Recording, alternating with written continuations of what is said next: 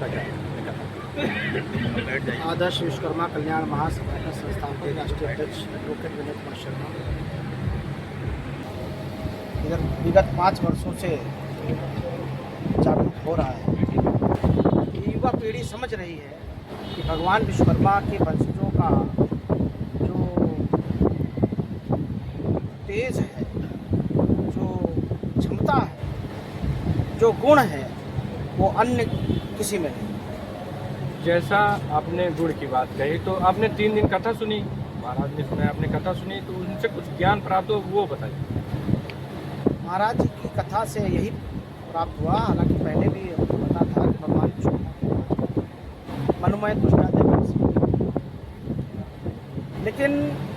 हमको तो ज्ञान था, और हमारे समाज के बहुत ऐसे सम्मानित साथी राजेश्वराचार्य महाराज जो काशी बनारस विद्यापीठ से आते हैं, तो महाराज जी की ये कृपा है कि आज पूरे भारत में विश्वकर्मा समाज जागरूक भी हो रहा है और अध्यात्म के मार्ग को अपनाकर भगवान विश्वकर्मा पुराण कथा को सुनाकर और अध्यात्म के मार्ग को अपना करके ये संपूर्ण विश्वकर्मा वंशावली का कल्याण जो आचार्य जी ने जो कार्यक्रम शुरू किया है, उसके लिए हम आचार्य जी के आभारी हैं। और कथा के माध्यम से एक मैसेज गया है कि सबको एक दूसरे के साथ सहयोग, सेवा, समर्पण के भाव से संगठित होकर के देश के विकास में और विश्व के कल्याण में देखना चाहिए। ये विश्वकर्मा समाज जो है, इस समय एकता के लिए बहुत प्रेरित हो रहा है। ब्राह्मण समाज हो या कोई भी समाज होता है, तो उसमें एकता है। हमारे विश्वकर्मा समाज में एकता नहीं है।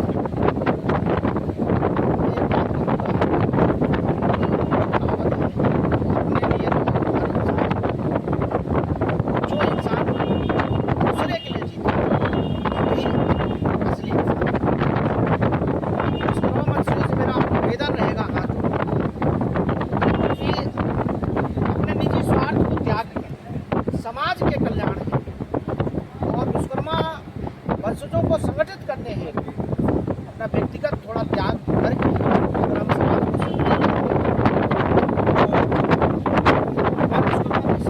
संगठित शिक्षा के क्षेत्र में, आर्थिक क्षेत्र में, राजनीतिक क्षेत्र में, कृषि के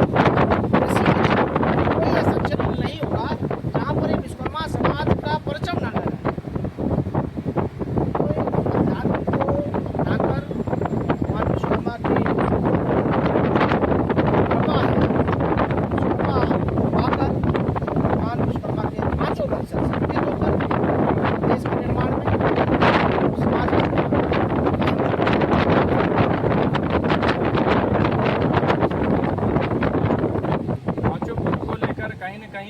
मनुमय ट्रस्ट जैसा अपने में बढ़ाई लोहार समाज, कभी कभी क्या होता है कि अदर बिरादरी को लेके बोलते हैं कि विश्वकर्मा नहीं हो, लोहार हुआ या अपना ये सोनी आते हैं, शर्मा आते हैं, कहीं ना उसमें आपस में विच्छेद हो जाता है। यहाँ पर मैं बात करूँगा कि भगवान विश्वकर्मा के जो 5 पुत्र हैं, जहाँ तक मुझे याद हुआ कथा के माध्यम से, ये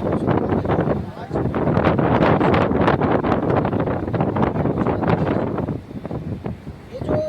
काष्ठकार का कार्य है, लोहकार का कार्य है, ताम्रकार का कार्य है, स्वर्णकार का कार्य